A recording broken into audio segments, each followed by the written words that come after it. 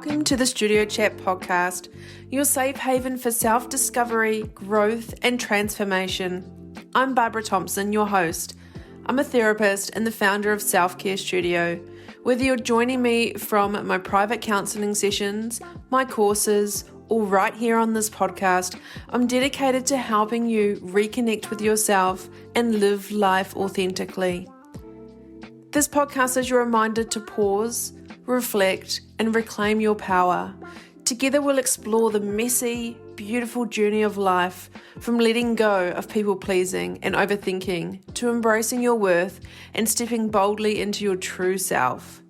Here, you're not just a listener, you're part of a community that values self-trust, self-love, and living life on your terms. So whether you're navigating challenges, seeking clarity, or simply craving a dose of inspiration, you've come to the right place. Thank you so much for choosing to spend this time with me. Let's dive into today's episode and continue this journey together. Thank you for joining us today. So I've got my beautiful friend Claire here, which I'll bring her in a minute. And you're here obviously because this is a second part. There's going to be 4 parts of our mini series, Wake Up, Your Body is Talking. And I want to share something with you before I bring Claire on. I want you to have a think for a moment. This is something that's really important that I really want you just to take a moment to listen to what I'm sharing and sit with it. Our bodies are designed, our life is designed, human design, 99.9% of the time. It wants us, and we're designed to be healthy, happy, fulfilled. All our desires and dreams and hopes and wishes all come true, and we're living that life. That is what we are made for. That's what we should be here for. And I want you to reflect for a moment and think, am I 99.9% of the time healthy, fulfilled? I have goals and desires that I'm chasing, and I feel that I'm brimming with that fullness. Can you resonate with that? Do you know anyone that's like that? Because this is why I have joined up with Claire and we're talking about this stuff. I think it's so important that we're made aware that we can actually have everything we've ever wanted, and life can be good. Yes, it will be ups and downs, but the majority of it, you're going to have all the tools that when something happens, you'll go, oh, okay, I can, this was given to me, I can handle this, I can move through it, rather than feeling the heaviness and the weight and sacrifice. And so, Claire, come on in, come and join us. How are you today? Hey, Barbara. Hey, everyone. Do you know, I just got in the zone of just listening to an incredible podcast, and I forgot that I actually have to participate. Then tell me more, Barbara. Yeah, this is it's interesting that now I'm like, I think this is episode 146, and it's taken me this long to go, oh, this is actually what I want to talk about. This stuff is, and I do want to share with people, I didn't know about this stuff either. So it's not as if I've been carrying this around my whole life and I know stuff. It's just because the inner learnings, and I've always got my nose in a book. I'm always working with someone. I'm always growing and stretching myself so I can be a better therapist, but I can be a better person for my life. So the stuff I'm sharing with you is stuff that I have learned or discovered myself that I'd love someone if they could have shared that with me. Like, actually, you don't have to suffer and you don't have to struggle. And we're actually supposed to be living a life that is really good. And it's not how I was brought up. It's not what I knew to be true. That wasn't my truth. It was like everything was lack. Everything was in my life a struggle and hard and negative and toxic, and always want validation. And does any of that resonate? Do you think that would resonate with people, Claire? Oh, yeah, absolutely. And everything that you just listed there, Barbara, is that definition of suffering, right? The lack, the scarcity, the hard, the toxic, the needing validation. It's a very heavy introduction. It's a very heavy kind of energy. And if somebody's in that, then there's a bit of a wake-up call to work out how to lighten that energy, right? Yeah. Yeah, and that's why we're diving into this second part of our four-part series that your body knows and why you're out of alignment. And that can mean many things. So we want to talk about awareness is key today. So I really want you to listen to what Claire and I are sharing with you, because once you know it, you can't unknow it. That's the cool thing about this stuff. And it's simple stuff. When we share it with you, if you're anything like me, you're like, oh, that makes sense. It's like it's actually not rocket science. We just don't know what we don't know. And we're going to talk about how important it is that our mind and our body is connected. I never used it. My mind and body were like two separate entities. If I couldn't share this with someone, I was the least person I ever thought talking about this stuff. I was the least person. I wasn't spiritual at all. I know I feel like inside my being's like, stop bullshitting yourself, Barbara. You've always been kind of spiritual. Anyway, but I want to share this with you because I was that person that was in that lack, that was in everything toxic around my life, always trying to prove myself, always wanting validation, like flogging myself. And even with my body, being so disconnected from it, wanting, even to the point that one of my lessons was I had a vision of aesthetically what I wanted to look like.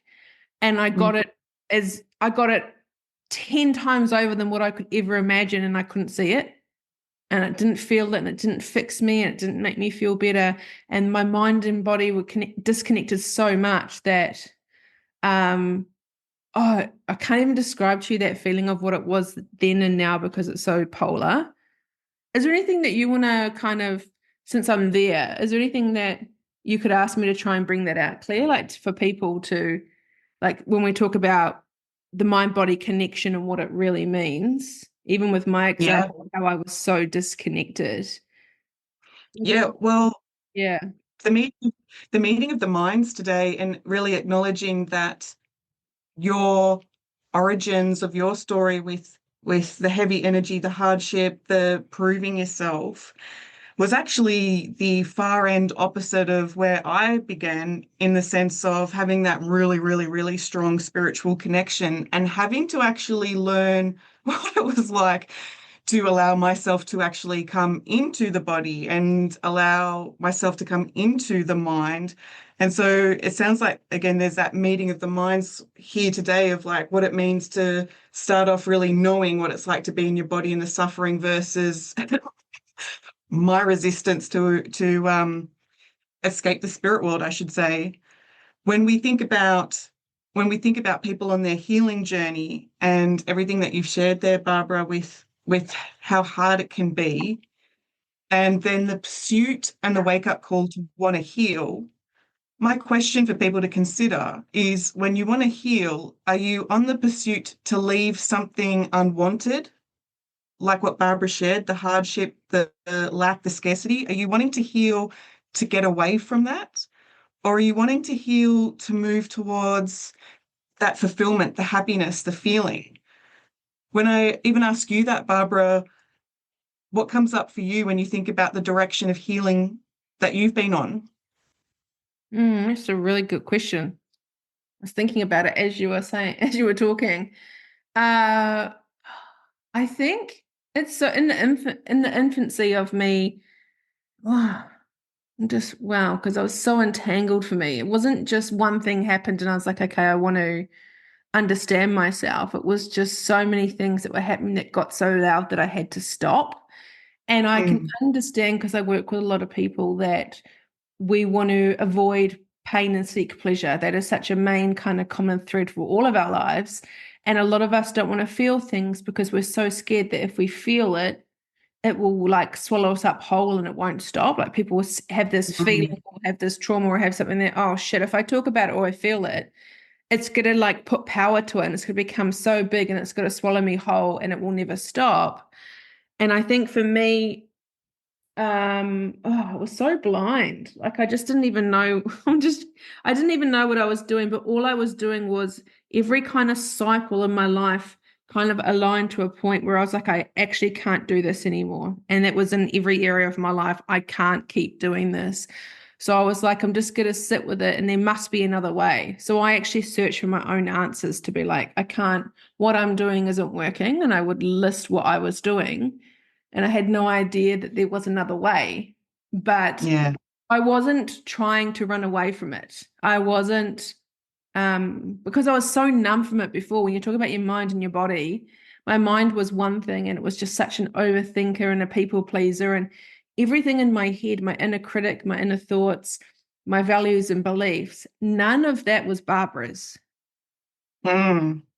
That Yeah. was especially my parents, especially my dad, society, my teachers, my coaches, my friends, because I wanted everyone to like me. So it's interesting when you start with the mind, how much of that is actually yours and how much of that is other people's. But yeah, to answer your question, I definitely wasn't the one that I got to a point where I knew I couldn't run away from it because it was just Yeah. happening. So I had to face it.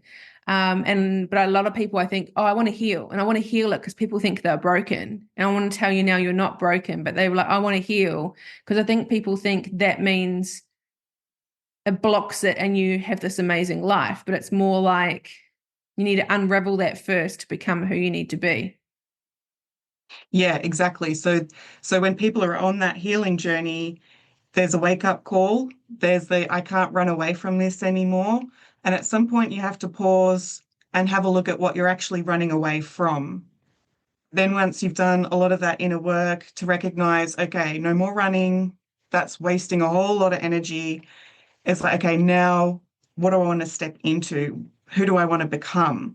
And that's usually what's happening with people's illness and their suffering and being on their healing journey is, yes, I have to bring up that cliche story, but when we look at our childhood and our parents and the way that we had to conform to, look to them, how do I be? How do I be in this world? Tell me what to do. They have their ideas, their beliefs that will contain and protect you, but it's according to even their limitations. At some point, we get to have that experience in life where it's like, wow, things have to change. Doing it their way, trying to fit into their way, worrying about what they will think, worrying about the judgments or being excluded. At some point, life says, wow, there's more here. And then you start to actually go on that healing journey to question, yeah, what's motivating me to need to fit into that tribe, that container, that their nest, their way of being. So often, and I want to go into a lot more detail, but for the bigger picture, a lot of healing or a lot of suffering and illnesses actually come from that conflict of how do I be the way that I've always been in the family or the tribe versus my intuition and everything wants more out of life, that fulfillment, that happiness to my values, to my standard. How do I do that with that autonomy versus how do I fit in? And so with this, as a very quick example, because I know Barbara and I are going to go into a lot more detail, is an example like a sore throat, holding back something that you want to say because there's a threat to your belonging. What will people think of me? All of the things that go on that build up that stress in your body to the point where you get that sore throat and like, can't say it anyway. So there's that conflict. On one hand, you want to speak your truth, you want to be out there doing what you do best. And on the other hand, your survival still comes back to belonging, being part of the old way. Does that make sense to you, Barbara, and the journey you've been on? Mm. It makes sense. And I want to use that example of the sore throat. Say, for example, if someone's listening to this and they know that, they've got a sore throat, or we'll talk about some other body parts and feelings soon. But say with a sore throat, if you're like, okay, Claire and Barbara are talking, what am I not saying? And it'd probably be quite normal that you're like, nothing. I'm a strong, confident woman. I tell people like, everything. I'm upfront. I'm a good human. There's nothing that I'm not saying. And I want you to really hear this, because whatever we talk about, these body parts or the feelings or disease, if one of them is yours and okay, what are the, Barbara and Claire are saying this, but I'm honest with myself and I tell people what I think and and you go down that pattern, I want you to stop. Because what I want you to do is, as human beings, we're really good at disconnecting, we're really good at avoiding, and we're really good Mm. at distracting ourselves. So it'd be quite normal that the things we talk about today, initially you go blank. Initially you go, oh, I don't know, like I'm happy. Or even to the point, I think some of you might be like, yeah, my life is great. And hey, I'm not happy, but hey, who is? I'm like, we need to stop that bullshit. Like, we can all be happy. There's enough room, there's enough money, there's enough everything. You need to live, you're here to do a job. You're here on this planet. We're all here for a reason. Why can't we have a good time? And just stop that. Yes, just stop it.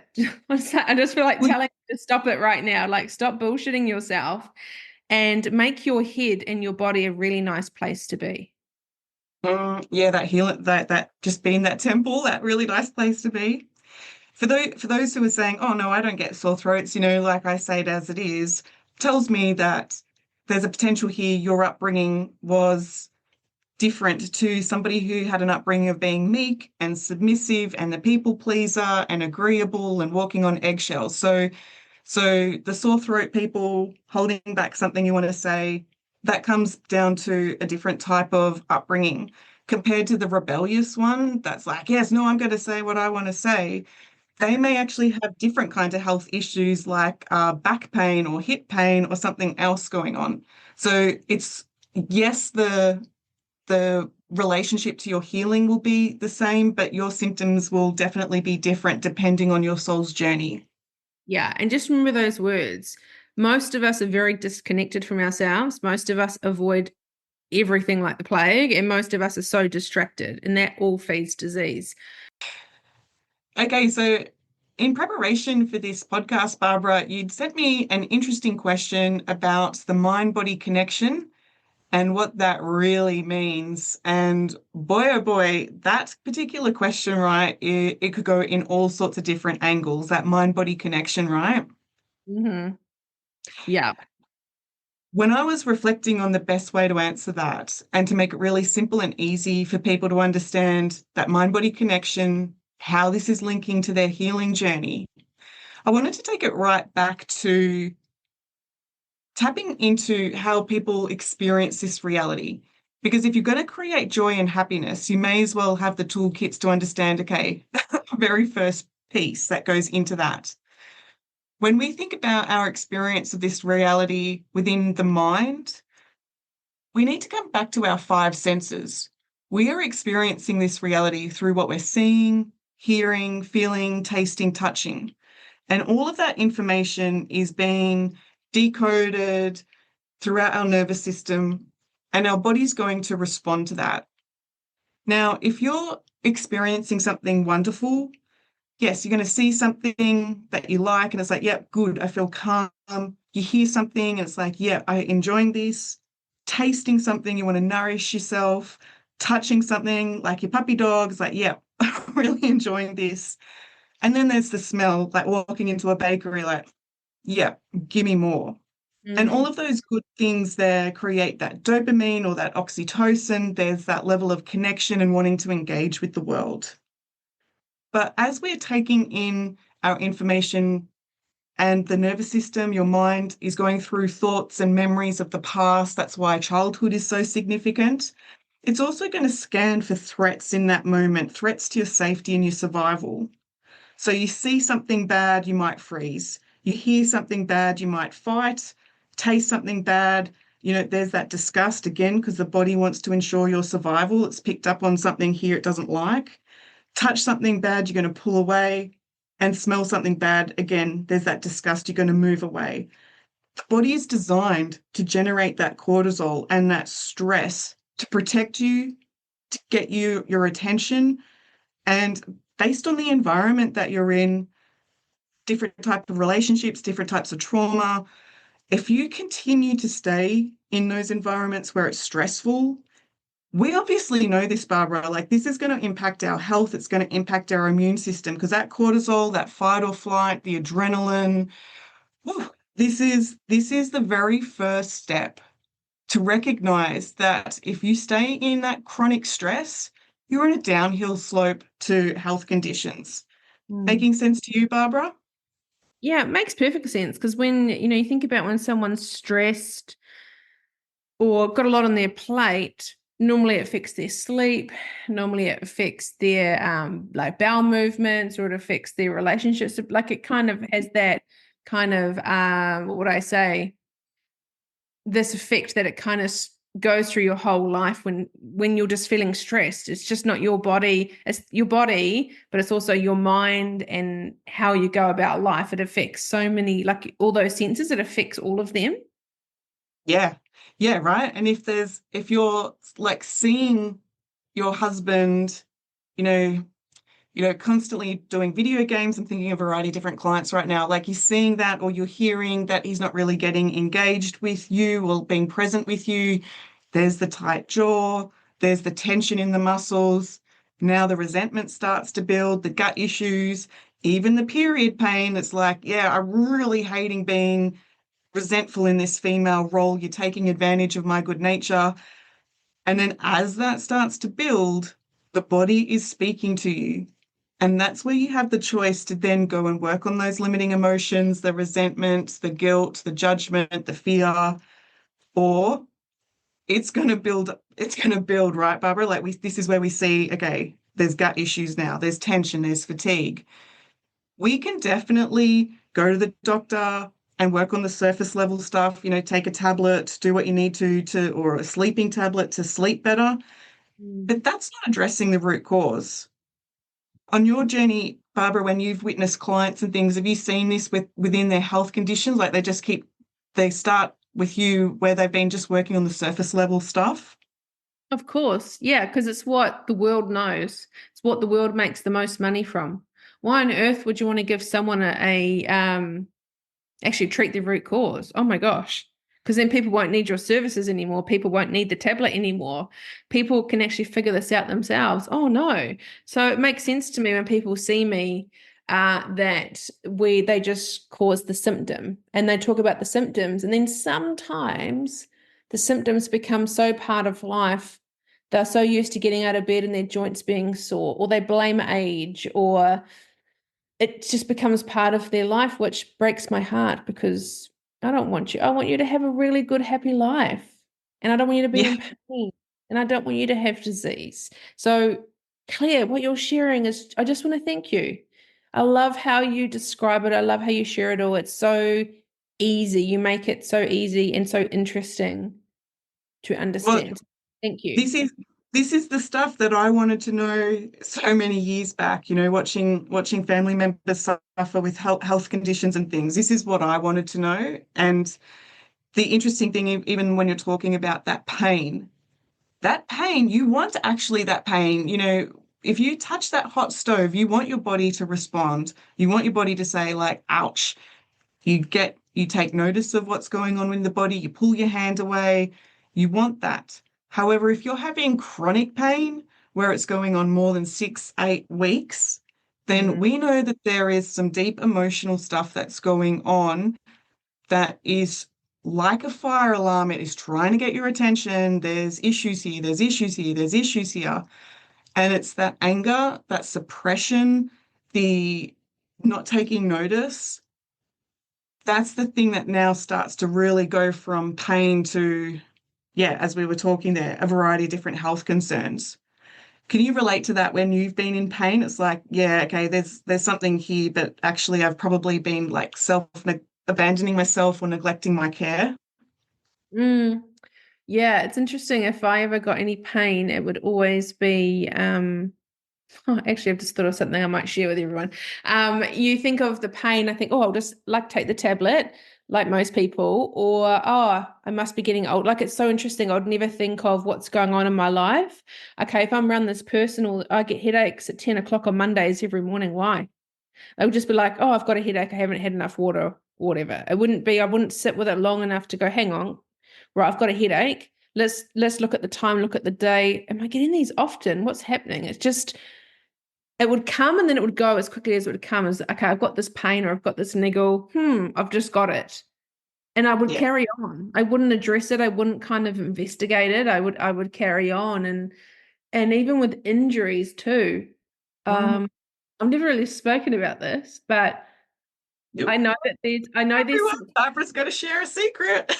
oh no, it's nothing major, but it's the synchronicity of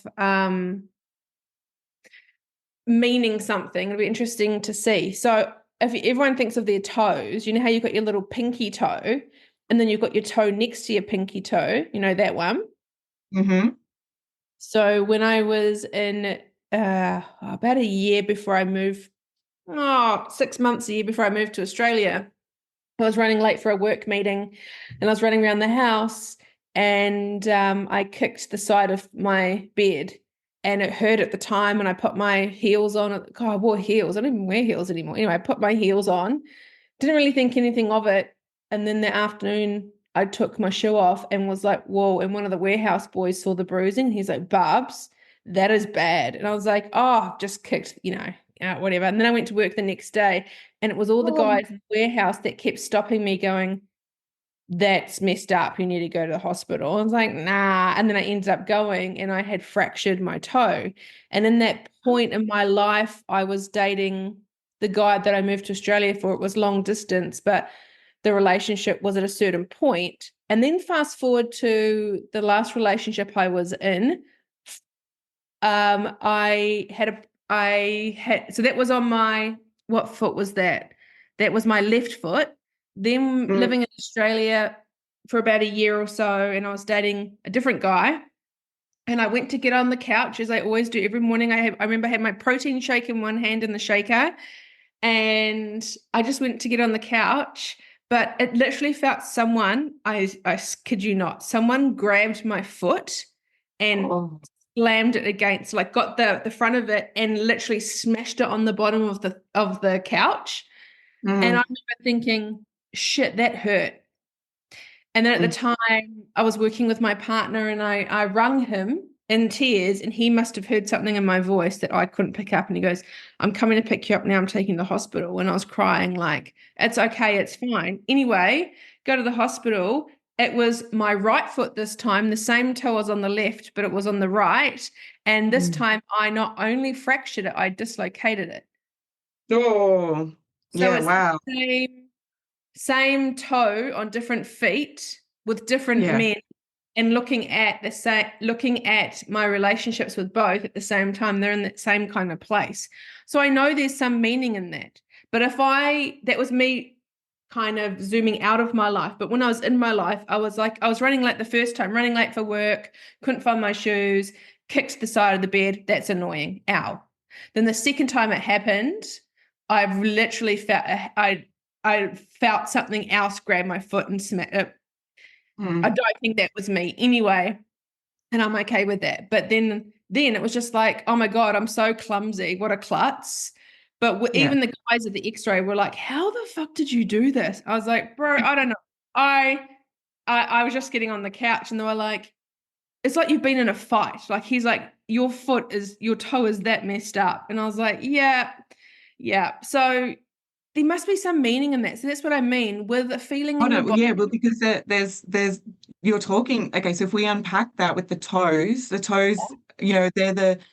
they indicate the direction that we're moving in. And even as you said, you must have been fighting something, even if, that's what they said, like, it looks like you've been in a fight. You're fighting your direction. You're fighting how to have that balance and the fight to even potentially worried about repeating old patterns and things. Is this the right direction to be going in? And so all of that questioning and the doubt and the energy that's going in, that's potentially one of the reasons you attracted that injury is to stop you in your tracks so that you can get a bit of time to reflect and really, yeah, check in about the direction. Would that relate back to that situation? Honestly, it definitely grabbed my attention. But also the irony of being the different feet with the same toe. And Yeah. also back then, I promise you, it was just like, oh my God, clumsy. Oh my God, I can't believe I've done it again. But now I know I've got more tools in my toolbox to go, ooh, what's the energetic meaning behind this? What else was going on in my life? I didn't just hurt my toe. There's other reasons for that. So it's so interesting because I know back then, if you ask Barbara, and that wasn't that long ago, 7 years ago, if you asked her at either that time or the time before, Mm. what happened, I would have literally said, I just had kicked my foot. Ow. Yeah, And I move on. And you know what? There's absolutely nothing more to it than that. If you had this conversation with me 7 years ago, I would have looked at you and gone, sorry, what? I just kicked the couch. Shit happens, accidents happen, we carry on, let's go. And that's how disconnected I was from my mind to my body, that, oh, I wonder why this is happening. If something else happened, you know, again, I have yeah. broken both of my wrists at different times when I was a little kid. So, yeah, broken both of my wrists. Wow. And then as an adult, I did it again. So it's interesting that there's different meanings behind that. But back then it was like I was playing bull rush when I was a little girl. I was playing bull rush on some boys. Oh, if people in Australia, do you guys know what bull rush is? I'm not familiar with it, but doesn't mean everyone else might. Might No, just I be think me I've not had, no, I recognizing. think I've had this conversation. I don't know what it is. It's kind of a rough game where you have two teams and you kind of someone's it and you got to kind of tag them, but it's kind of like tackle rugby. Like it's quite, and I was on a guy's shoulders, which I'm not really that kind of person. I was kind of really Yeah, girly. It's interesting that I was on a boy's shoulders and he was running and charging and he hit someone and I flew off and landed on my arm. So I broke my arm. And then the other time was when we were roller skating. Hate it, hate it, hate it, hate it. And this guy was showing off going backwards really fast and he pummeled into me and I fell over because it was like a concrete floor. So I fell over and broke my arm. And then the third yeah, time when I was off my chops, after I got divorced and I was a lot older, literally off my chops in every single sense you can imagine, showing off with some guys because they said that I was a good boxer. Like apparently I had a really strong right hook. And I was like, yeah, man, get the pads out. I've got a good right hook. And I was showing off.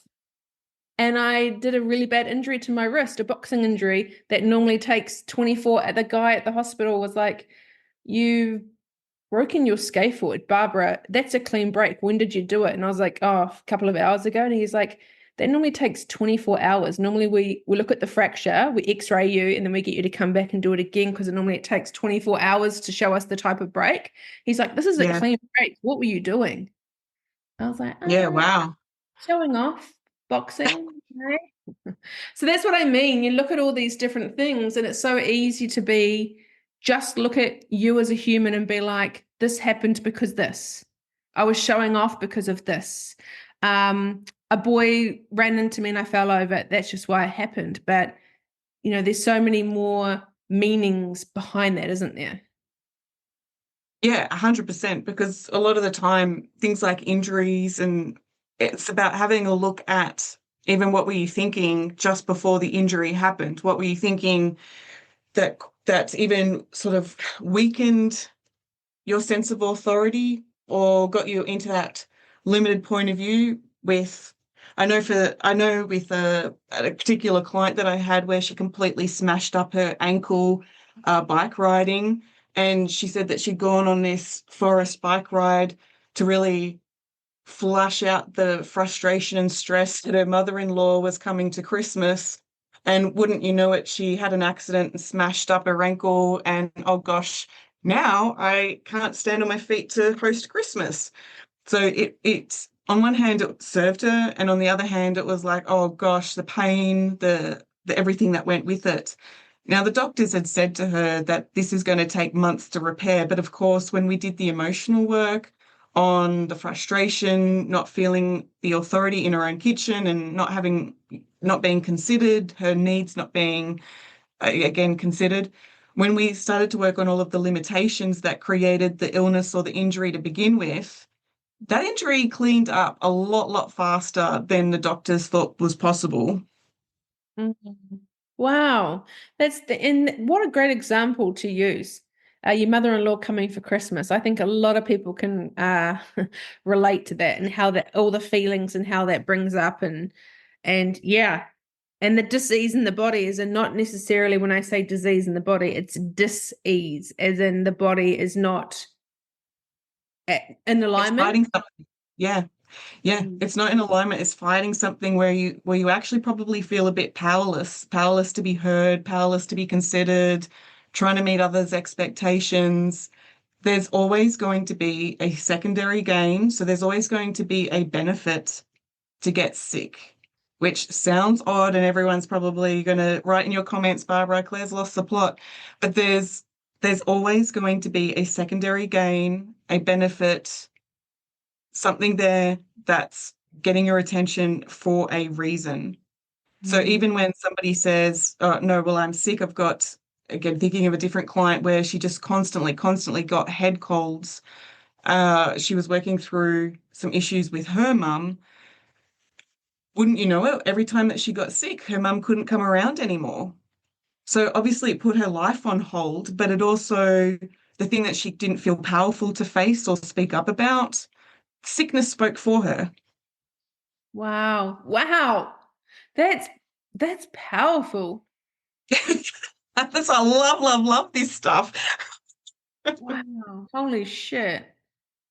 Yeah, so definitely if you've got even let's go to the other end of the extreme, even things like autoimmune issues, really heavy duty things where doctors have said like there's no cure for this. Not that we're Mm. looking for a cure, but we are looking at what is the gain in being sick? What would you miss out on if you were well? What's the worst thing that could happen if you did heal right now? Because a lot of the time, when people have grown up, maybe people pleasers or being the good girl, they have been teaching how to serve and give. They never ask for what they want because they don't want to put any pressure on the other person. Wouldn't you know it? They tend to attract in relationships where that is still playing out. They attract relationships where they're giving, not really asking for what they want.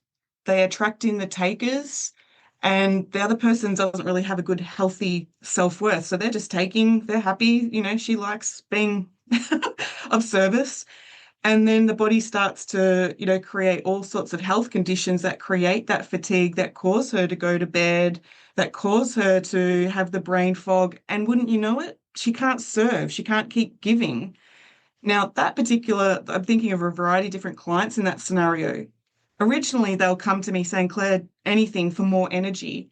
And I'm like, because the more energy that you have, the more you're pouring it into a bucket that's got a leaky hole, and you're just going to keep giving. You're not going to delegate. You're not going to ask for what you want. So, more energy isn't the solution. More energy is actually going to create more of the problem.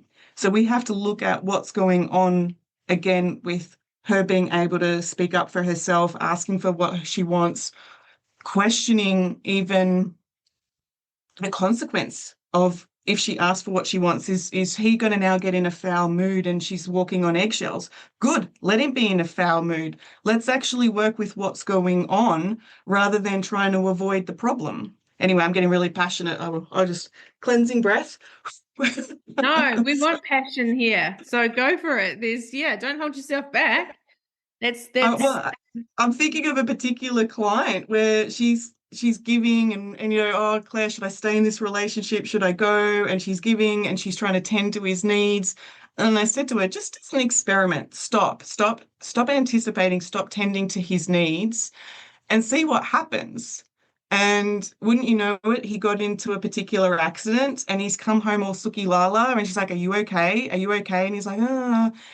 And then this guy says, so she says, okay, well, if you're telling me you're okay, I'm going to go do what I need to do. And then this guy pretty much says, like, wait, like, aren't you going to help me? Like, why aren't you making it about me? And she's like, well, you said you were okay.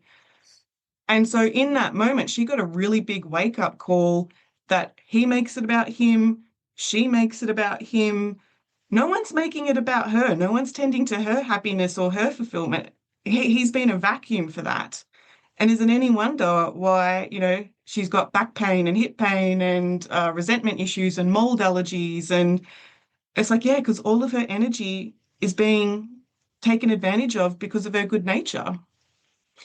So yeah, yeah, so getting her to get a backbone, head held high, starting to speak her truth, he either has to come to the party, he either has to level up, or that relationship is going to be very, very difficult to navigate for him, not for her. I wouldn't let it be difficult for her. Yeah. Yeah, that's what a great example. I know that's a very common thread in people's life, especially with the male-female relationship where the woman gives everything and then almost turns into like a motherly figure and the guy just, and then also at the same time they're disconnecting and then the roles are changing and they stop working at it. And yeah, thank you. That I know that can resonate with a lot of women listening to this, that specific example. Yeah. Yeah, and no one deserves to feel like that.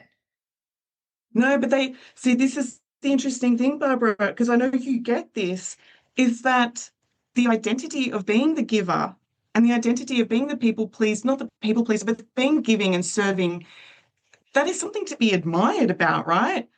Yeah. At And what point do and we get a wake-up call that it's gone to unhealthy levels? yeah, I was the same. You get that wake up call when something really awful happens, unfortunately, or you get that feeling like I can't do this. It's either one or the other. Something kind of catastrophic will happen, or the same thing just keeps happening. You go, I can't keep flogging this anymore. I can't keep doing this. Yeah. Um, Where you and I, sorry, I cut you off then, but you and I have a really good balance with the give and the receive. So there is good value in giving, but it also has to be balanced with the receiving. So that's what I'm talking about when it goes to unhealthy levels. If you're the person who's giving to avoid a problem or giving, um, yeah, giving to because you don't want to walk on eggshells, that's where it goes unhealthy. And that's mm, when you start to attract in foot, toe issues and other stuff to say, wait, wait a minute, well, this is not working. yeah, don't worry. I got that loud and clear. And that was before I did any of this stuff. So that's what I mean. I'm where you go. I'm where most people are. Back then was, yeah, I just hurt my toe. Big, oh well, just carry on. There's nothing more to it. Stop telling me your woo-woo shit. Like literally, that was me. I was like, Yeah, yeah, I yeah. just want to acknowledge that anyone listening to this is like, ugh, yeah, okay. But I think and you're deep in knowing that we're kind of onto something. So I'm just gonna leave that there. But um, Let's, let's good talk chat. about the sign. Let's talk about the signs that you're out of alignment. Yeah, let's. When you think back to your experience when you had that wake up call, can't keep doing it the way that it is, can you describe for me how your not how your mental health was, but where your thoughts were going, like what was showing up for you? I've had two different monumental moments with that, and they look completely different. Well, let's just use the one that's the most memorable or the easiest one to talk about. Um, I think the most recent one was when I experienced like a panic attack or anxiety for the first time, and I didn't really know Oh what was. yeah, let's go there. I, Ooh, okay, I let's didn't go there. really know what was happening. Yeah, Um, and the person I was in a relationship with that time could read body language yeah. and read my inner soul, which was very scary. And he was getting off on it. So he was creating this Mm. anxiety, but then the anxiety and panic attacks I was getting was actually a warning sign to get away from him because he was very dangerous. And this is not Yeah. for everyone, but it's just a conversation that we have to talk about it. We can't not use our voice and talk about it. But yeah, I was, oh, why? Oh, I just remember I was trying to cover it up from him and I was looking at him across the table. I was like, why can't, and I remember at that time he was like hitting on one of the waitresses at this cafe we were at. But the panic Mm. attack started before then. But I was like, oh, I can't breathe a little bit. And he's like, you all right? And like kind of smiled. I was like, yeah. And I was like, oh my God, I actually can't breathe. And my chest is really tight. And oh my God, what's happening? And I was like, and then he said, you're actually experiencing anxiety and was laughing at me. And I was like, oh, this is anxiety. This is shit. Like I'd never experienced anything quite like it. And then I had a double whammy. Then I had a voice inside my head for the first time, which was like, what? I had a whisper that said to me, danger, danger, get out. And so Yeah. that was kind of, yeah, my body spoke to me. And that was so weird because previously my mind and body were so disconnected. So wasn't it interesting that it had got to a point where I was ignoring everything? I'm sure my body, there were many more things that I cannot tell you. because I Yeah. wasn't tuned to it. But what I remember was when I couldn't breathe and I was sitting in front of this man and like that, and I was like, why is this happening? Yeah. Yeah. Well, can we, there's three angles on that. If I can explore those with you. The number one, and it's really important for people to understand, panic attack. A panic attack is your mind pretty much saying, I've got no resources. Like I don't know how to get myself out of this. I'm powerless right now. And that's why Barbara was talking about the breathlessness, probably the big eyes looking around like somebody help get me out of this. Because something in the nervous system has said, okay, I've got no resources for this. There's no more doing, helping, like there's nothing here.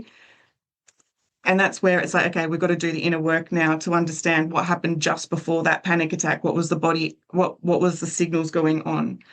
The second, the second one here, the signs that you're out of alignment, exactly like what Barbara's talking about, there's going to be a buildup of symptoms like that mental clutter, potentially brain fog, the mind just on constant rumination, the what ifs, the sleepless nights.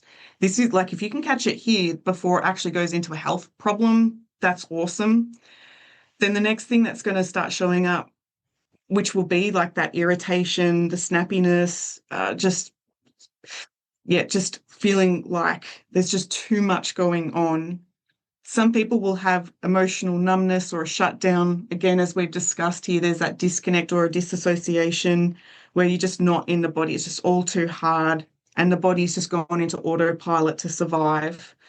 The other signs when you're out of alignment is even just that fatigue, because the fatigue is a way for the body to escape the stress. Like, I'm tapped out. I've got nothing here to know how to trust that I'm going to be heard or trust to receive support. And then I know we're going to go into a bit later, but then this is where people, when they can't work out how to solve it, they distract themselves with chronic busyness. And again, it's a recipe for burnout. But all of this starts with the mind. It starts with that thought. It starts with, yeah, that noise in your mind of like, this isn't working. Is there anything you wanted to add to that, Barbara, before I move to the third thing that I wanted to share? No, no. Well, yeah, let's share what's the third thing? So then the third thing here, which can be, some people love hearing this, and some people are like, "Oh, hold on a minute, that's a bit too simple."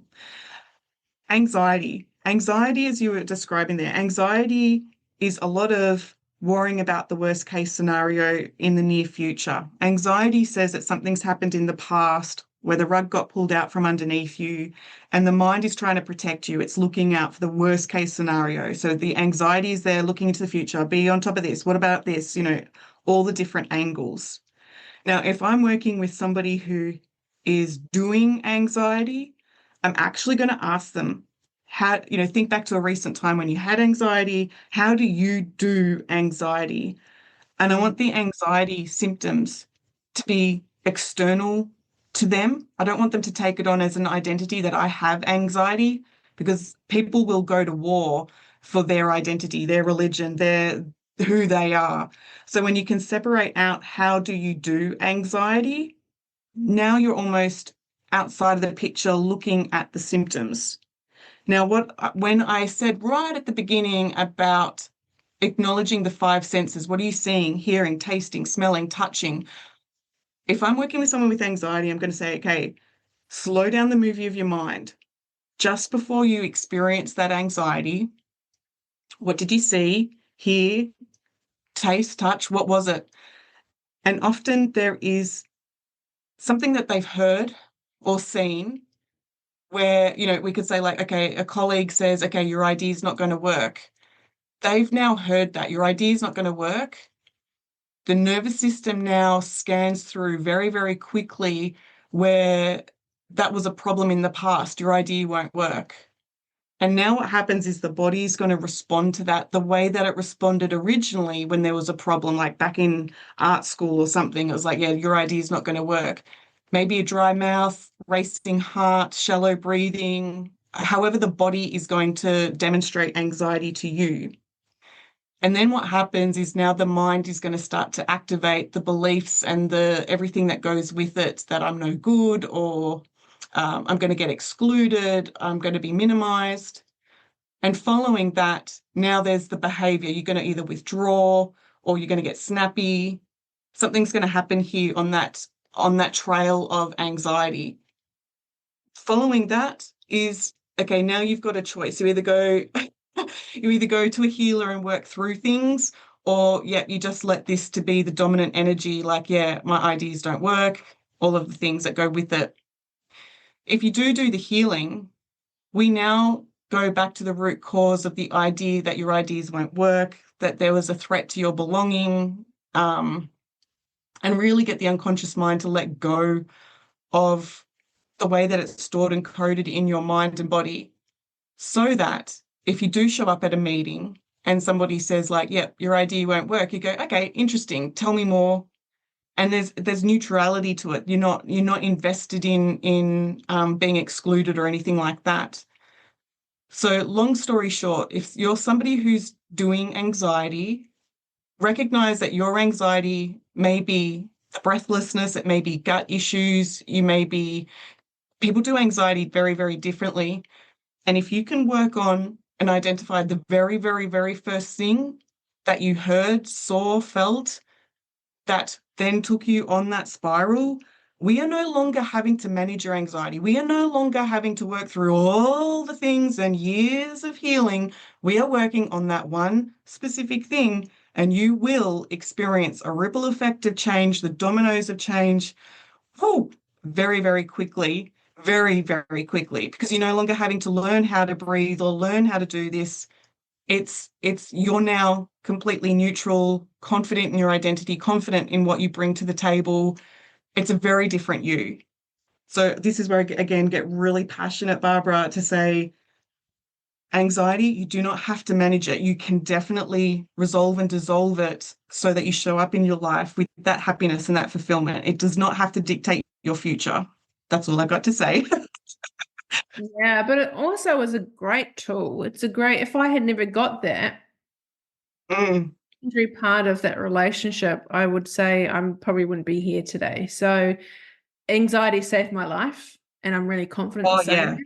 And that panic attack saved my life, and it got my attention. So I'm grateful. It was absolutely freaking horrible. I don't wish that upon anyone because it was so yuck.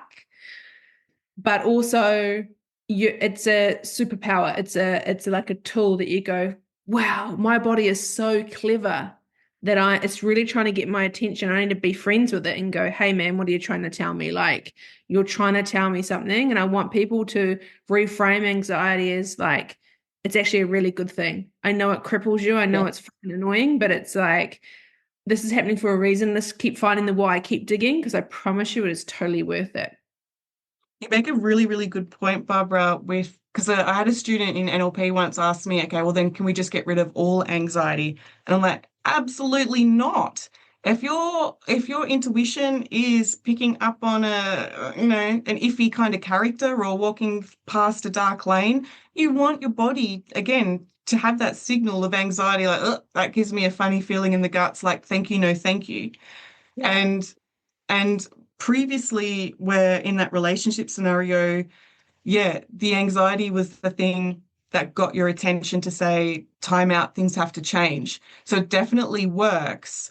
However, we could also imagine that chronic anxiety, it's taught you so much now about your worth, your value, and what people have to bring to the table to be in your company, right? Yeah. Yep. Yeah. Yeah. So yay anxiety, but also yay the solution. For sure. Yeah, I think a lot of people, hi, my name's so and so, and I have anxiety, and it just shits me a little bit because you're so much more than that, and you are, it doesn't need to control you. But I always use that as the same example of anxiety, stress, and being tired. So when I have someone in front of me, Mm. globally, we all know if someone says, I've got anxiety, we kind of know what that means. Even if we've never Yeah. experienced stress, we kind of know what that buzzword means. Tired, we kind of know what that means. But when we actually dig deeper on those Yeah. words, it means so much more. But just listen to the words you use matter so much. The words you use, I have spoken about it before on many podcast episodes where people go, I'm tired, and I get them to Mm. track their sleep, and their narrative being like, I can never sleep well. It's like only 1 or 2 nights at least, but that's it, that they have a bad sleep, but they keep telling everyone around them, I can't sleep and I have bad sleep and I've got issues sleeping, I need to take tablets. But it's like, stop bullshitting yourself, man. You're telling yourself a story that's actually not real, and Mm. stop. You're actually blocking yourself from growing and blocking yourself from having the life that you want. And again, it's avoid pain to seek pleasure. Our brains are hardwired negative, and we like to tell ourselves these stories that aren't true, but our body gets off on it, if that makes sense. I think it's absolutely brilliant just having that tool, and you mentioned it last time, but that tool to say, okay, now start to track it. Is this Yeah, true? Like, just like it is that simple. it is. Start tracking it. And people go, oh, I can't be bothered, I forget. It's like, well, don't bother then. I only want to see people that get results. That's with my clients. They know they get results. And I'm kind of like, I'm not just sitting here going track your period or track your sleep or whatever. You don't have to do it. You don't have to do it for the rest of your life. You're doing it for 4 weeks. And then after that, we find what's happening and we fix it and we move on. So people Yeah. get worried that, oh my God, I'm going to have to do this for the rest of your life. Um, yeah, Yeah, I that's don't where you're putting the power back in your client's hands. And I imagine then when they bring you the data to say, okay, actually it's not the sleep, then you go straight into, okay, well, what is it really? Like it would be, I would love to be a fly on the wall watching their faces when you're saying, okay, well, what is it really? Like, ooh. Well, then they always go, I don't know. I'm like, yeah, great place to start because we've blocked it, right? Remember, we're so disconnected, we avoid things and we distract. So that's why people are like, I don't know. I'm like, yep, of course you don't know. That's why we're here. If you knew, this wouldn't be happening. So people, yeah, get worried because they're like, I don't know. I don't even know where to start. And it's like this, you don't have to worry about that. But yeah, okay. Where are we up to now? Where are we going next, Claire? Where are we going? Well, you just said something pretty like that huge aha. When people ask you, where do we start? Where is your response to that one? I was so in flow, I don't even know what I said. Sorry. People that know me know I do this all the time. What did I actually say? Because I don't know what I said. Love it. Uh, so Sorry. when people say, no, no, no, no, please don't apologize. No, I'm like, I'm catching on to some really good stuff here that when you, Sorry, everyone that knows me knows I talk, especially in my sessions, and everyone's like, oh, can you just say that again? That was really good. And I'm like, sorry, I don't know what I said. so when you guys work out, okay, you've tracked it, it's not your sleep, they say, I don't know. Oh, yeah. What's the next piece for you when you're working with clients to, okay, how is that like for me, if somebody said, okay, well, I don't know, I'm like, well, how's that working for you? Like, what are you avoiding by not looking at this? Like, what's going on here? But when you've got a client who's saying, okay, I don't know, Yeah. tell me, tell me, or feel free to share what is the key that you give your clients to be able to unlock that? Good question. What do I do? Mm, I guess, I guess it's never about, okay. It's never about why they come and see me. So when they say, where can we start? Whatever they've walked in the door and their problem is, it's not that. That's not the problem. That's the reason why they've come to see me, but that's not the key problem.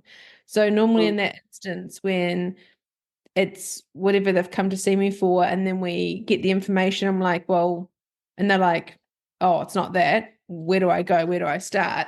It's more like, I guess I do a bit of a check on them. I'm like, give me any symptoms. Like I do a body check on them. I'm like, okay, like I look at their daily life and then I kind of scope it back from there. So I go, okay, like, are you eating? Are you drinking? Are you moving your body?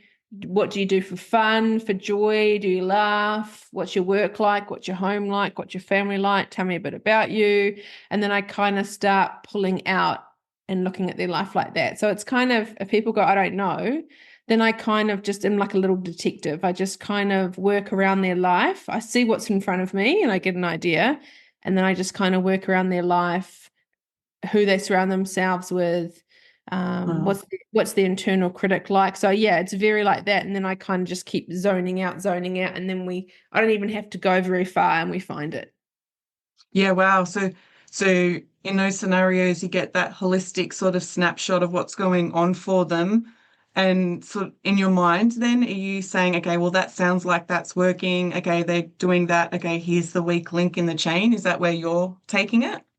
Yeah, but also as they're telling me with the faces they pull and their body language, they're already telling me if it's good for them or not.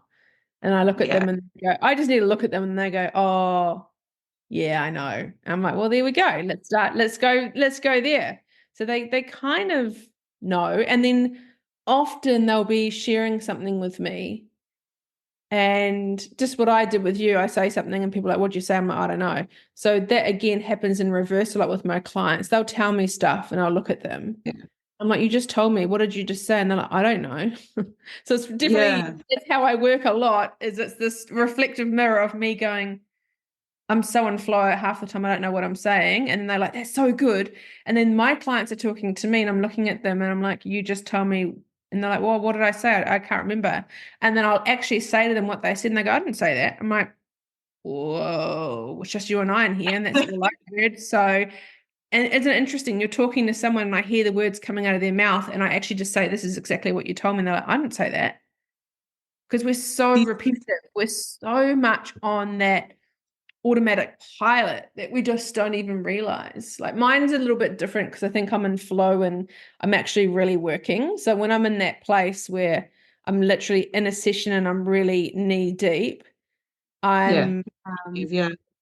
yeah, I'm really working hard. And then when I come out of it, people are like, oh, that was so good. Can you tell me what that quote was again? Or can you like tell me that? I'm like, sorry, I can't help you there. This is this is so important. This is where coaching, counseling, the coach and the counselor do not need to have the answer to No. the solution. Like they don't have to have the answer. This is where the questions and picking up on your language and getting the answers out of the client. This is where is so powerful that the client gets to now create the success based on their standards and their values. And as you said there, Barbara, you are working really, really hard. This isn't just sitting back and listening and holding space. You are listening for what's not being said. You're watching body language. There is so much involved.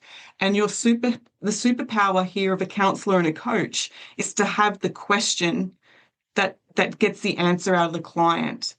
Yeah. So, so I really do appreciate sharing and having this conversation with a fellow healer, counselor, coach that we're not actually we don't have to have the answer. Like go to the library or go to get a mentor to get the answers. This is where this brings out the excellence out of the client to come back into alignment again by their standards. So, so important.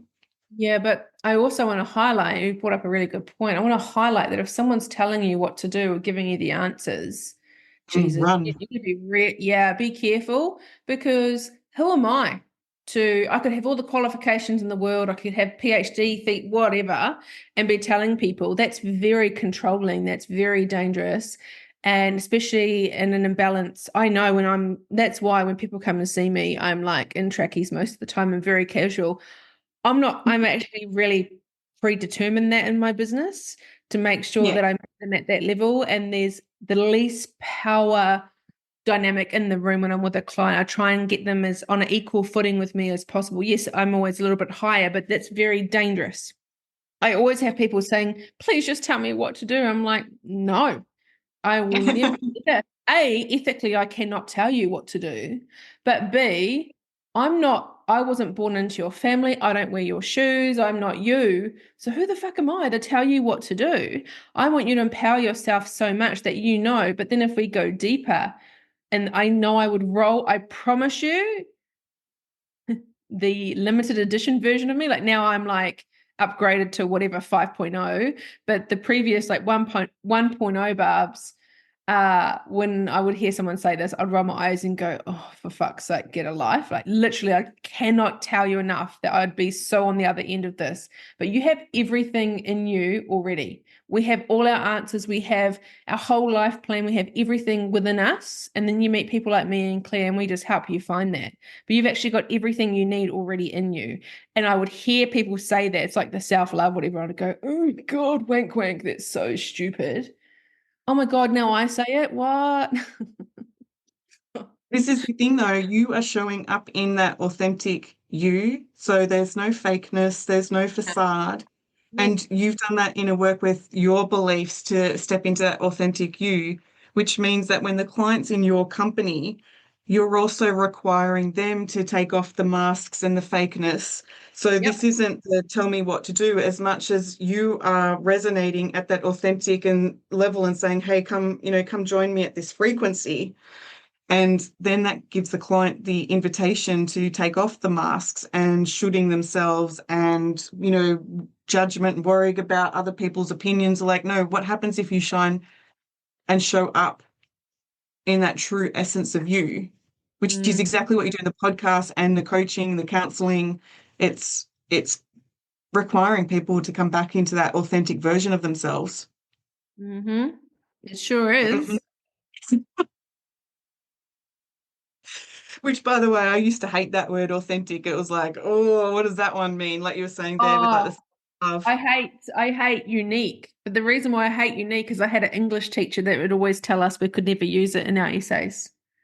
Oh, Yeah, I don't know what that was about, but she's like, if I hear that word unique and you put it in your essay, so I'm going to mark you down. So I've always had that word unique. And actually, we all are you're a like, legend, Bob, for highlighting that.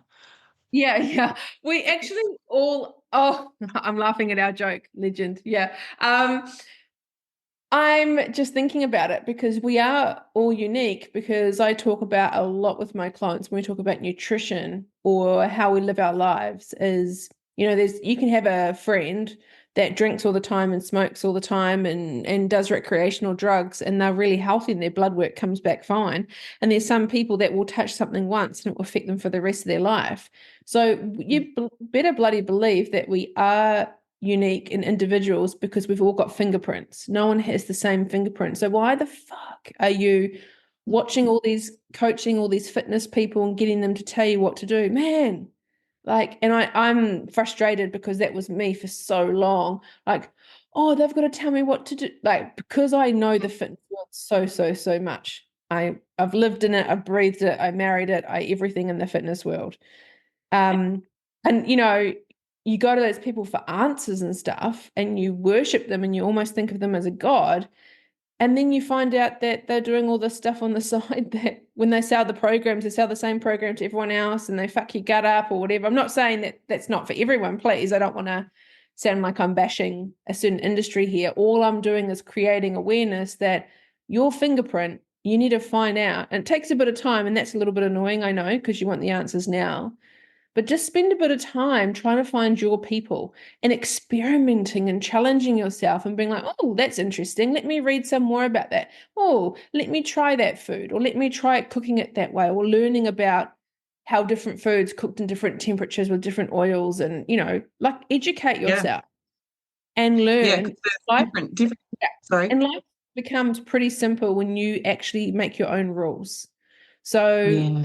actually, I want to just it's sad that we have to say this disclaimer shit, but I want to make it clear that I wasn't shitting on the fitness industry or anything because it's great and there are some great coaches. Please don't hear me. All I'm saying is that if you're one that's constantly going from coach to program to like heal that side of you, dude, you're gonna do that for the rest of your life. So you need to start taking control and finding what works for you. And half the time, those coaches will never tell you what they're doing to look a certain way because they want to always be one up on you. So it's just be careful.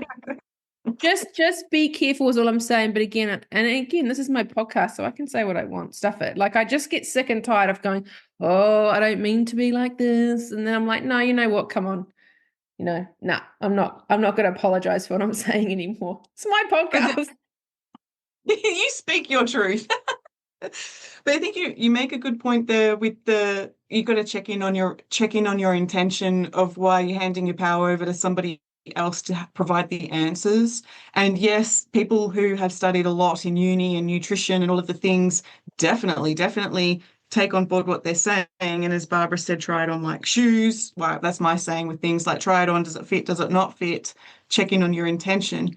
But then you also need to check in with like when you were saying like the fitness coach or even a healer, it's like are they doing this with you or are they doing it for their own power based on weak insecurity? So again, you've got to check in with the type of intention that you've got and who you're willing to follow in that sense.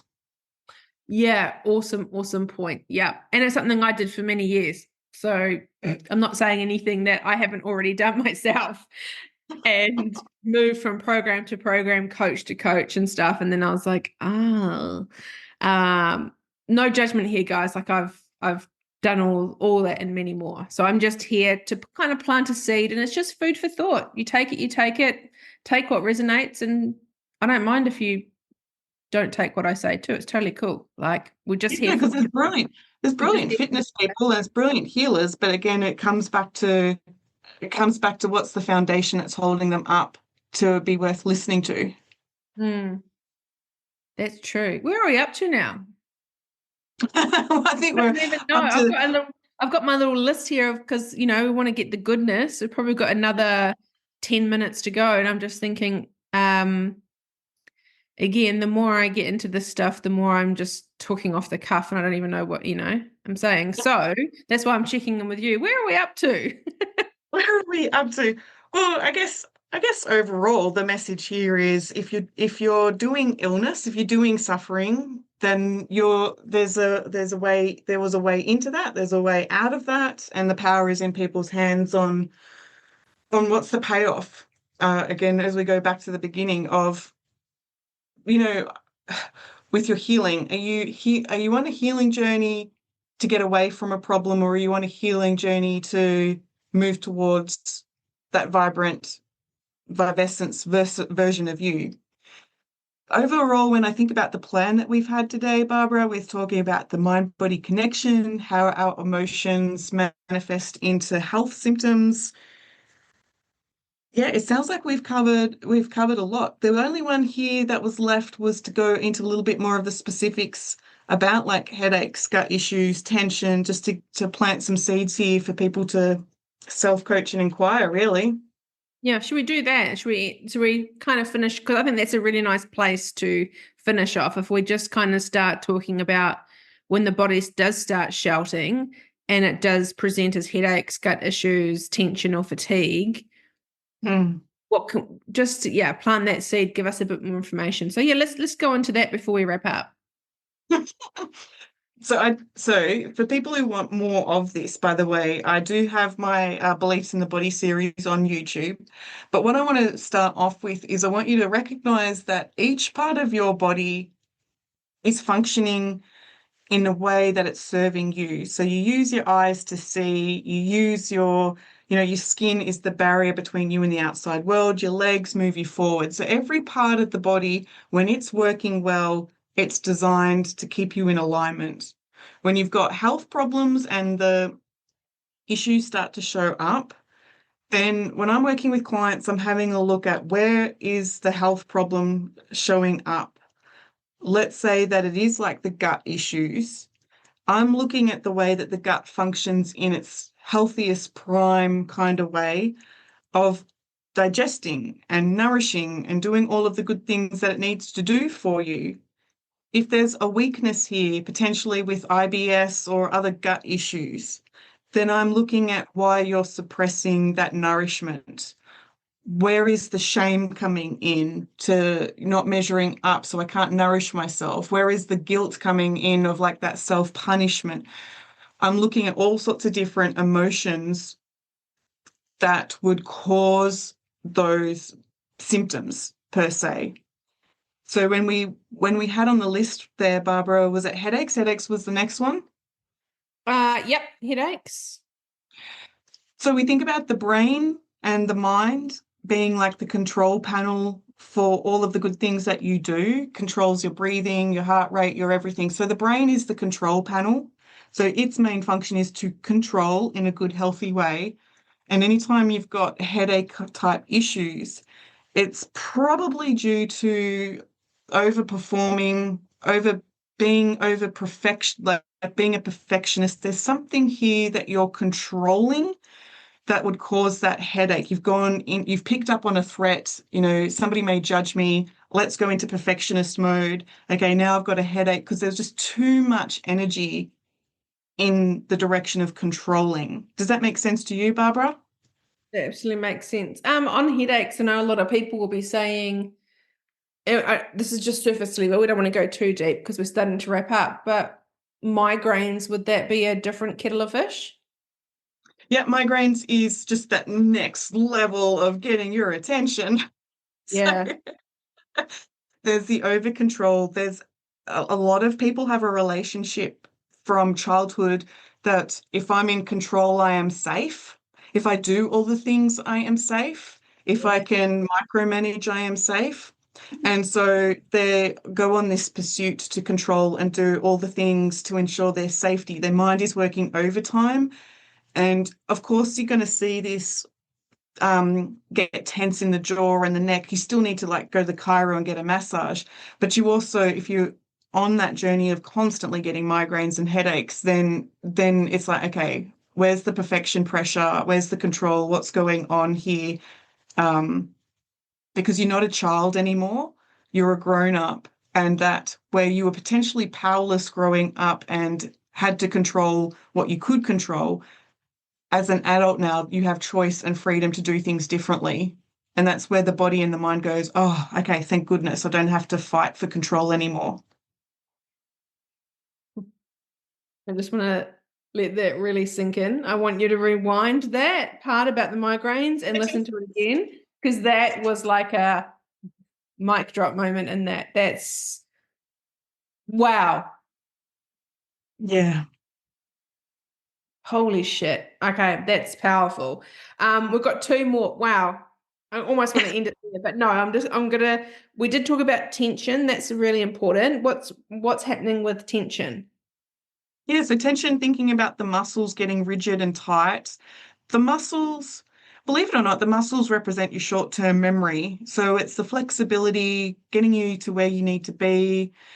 If your body is getting really, really tense, there is some limiting beliefs showing up about like the direction, potentially even people taking advantage of your good nature. You've recognized you've been too flexible, too giving. And so the body's trying to overcompensate and it'll get really, really tense, really tight to, again, and even if thinking of like the period pain tension and things, it gets you to pause, it gets you to stop, it gets you to recognize that you are overdoing things according to everybody else's standards. So there's some expectations here from other people, some praise or validation or approving yourself, and the body's like there is. So the thing with this is if you're trying to prove yourself, if you're trying to get validation from the boss, let's say, all of the power, all of your goals is based on if somebody else will give that to you. So you can show up to work at 5 in the morning and leave at 1 at night, and you're doing and trying to prove, waiting for that validation from that other person. You could stand upside down. You're still not going to get what you want because the goal has been set up in such a way that everybody outside of you has the power and the say. And so when you're able to turn that around and recognize you come back into that again, that autonomous you, your values, everything that goes with it. You're not holding on to the tension because you're prioritizing what's important to you versus trying to meet everybody else's stuff. So if you're doing tension, this is saying that everybody else outside of you has more of a say than what you do. So Mm. yeah, that's how, yeah.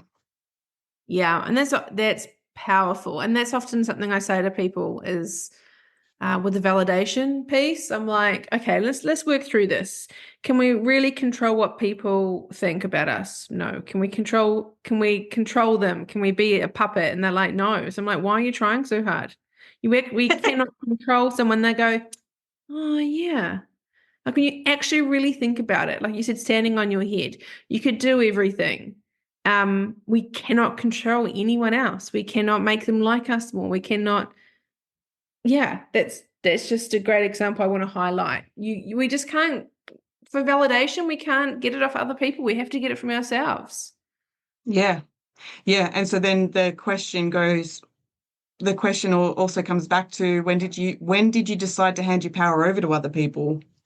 Yeah. Yeah. Yeah, because that'll come back to safety and belonging. If I hand over my power over to somebody else and they tell me what to do, then they're responsible, blah, blah, blah, blah. So yeah, that's a whole nother conversation. Yep. Last one, fatigue. Woo-hoo! Fatigue. I We have love, spoken love, love. about it a lot today. I, pardon, what was that? Sorry? All right. We have spoken a lot about fatigue, about it making us stop, about making us be too tired to do the thing we probably shouldn't be doing. Yeah, and one of my favorite clients to work with is the ones who are doing burnout. They have a investment in doing it all, proving it all, the perfectionism, all of the things. And when they start to do burnout and fatigue, this is the body saying like there is again pouring so much energy into something that I'm not actually getting the rewards for. So yeah, the fatigue side of things is saying, okay, I can't keep doing, I'm getting taken advantage of, all of the things like that. So the body will use fatigue and sleep to escape problems that it can't solve. And it can solve it, but it can't solve it while it's following rules and values that were, again, that childhood stuff. So if you grew up in a household where your mum required you to do all the things and you didn't get a say, and you're still growing up and it's like, yeah, I'm doing all the things, and you don't believe people will hear you, yeah, based on the way that things are set up, you're on the path to burn out, can't be seen to make mistakes, everything that goes into that. And so when you undo putting everybody else's expectations first, uh, trusting your voice, trusting that you'll be considered, trusting support. There's a whole different angles depending on how people are doing fatigue or brain fog or burnout. But yeah, it often comes back to their inability to say no, and that's protecting them in some way. It's a lot, right? Yeah. Yeah, honestly, just we could talk about this stuff for ages, but Claire, I mean, I just want to thank you so much for, taking time out of your day every time that we record. We've got another couple of episodes to go, and we'll probably do a few more, but I really want to say thank you for taking the time and your expertise and your knowledge and being on it, like sharing everything with us and helping people out there. This may be their first stepping stone. You may have heard this stuff before, you may not, and I welcome all levels here. Everyone's welcome on this podcast. And I just hope that there's something that you've taken away from it today that you're like, oh, wow. And stop's a hard word, but I'm going to say it. Stop being so hard on yourself and stop judging yourself. We're all learning. We're not taught any of this stuff. So we're kind of freeballing it until you hear a podcast like this and you go, oh, shit, okay. Is there another reason why I might be getting a headache? Or is there another reason why my shoulder's always out? Or I Mm. keep getting niggles in my back, or I keep getting restless leg syndrome, or I keep getting, I don't know, whatever it is. How cool is this? Is we're giving you another avenue to just investigate and look down and, get in contact with Claire or me if you have any questions, and we're always here to help. Any final words you want to say before we go? Oh, no, you've said them all, Barbara. And as I always say, I'm so appreciative to have somebody actually ask me these questions. They're I too also need somebody who has that strength in showing up to be able to get this information out there. So I'm really, really, really appreciative, Barbara, that of all the things that you do to get this information out to people. Because again, it's the type of questions that you ask that bring the best out of people. And this is happening here in these podcasts too. So thank you, thank you, thank you.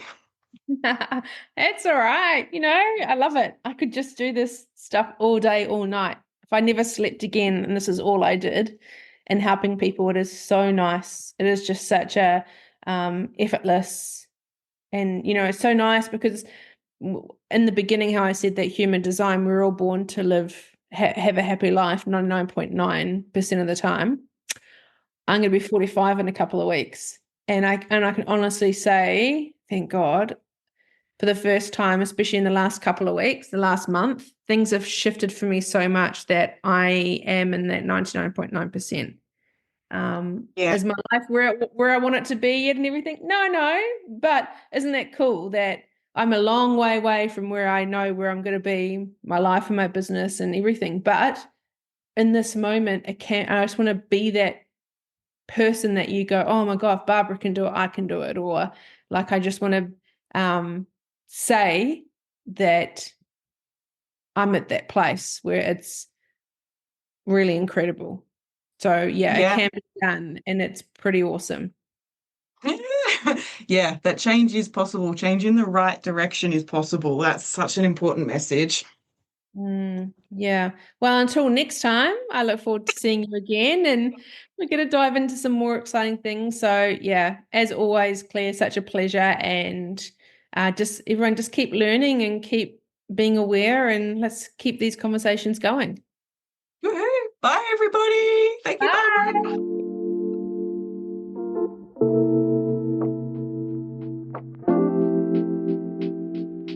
Thank you so much for tuning into today's episode. I hope this conversation has added value to your self-care journey and inspired positive changes in your life.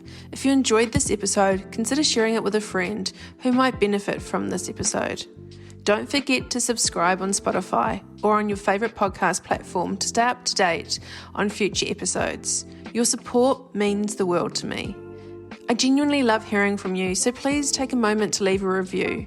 Let me know which part of today's episode resonated with you the most. Your feedback guides the direction of this podcast, and I really appreciate each and every single one of you for being a part of this community. To fall in love with yourself is the first secret to happiness. To find out a bit more about the Studio Chat podcast, head over to my Instagram page, Studio Chat Podcast, or if you want to find out a bit more about my counselling private practice, head over to Instagram on self_care_studio. I'm really looking forward to seeing you on the next episode. Until next time, take care of yourselves and keep embracing the journey of self-discovery.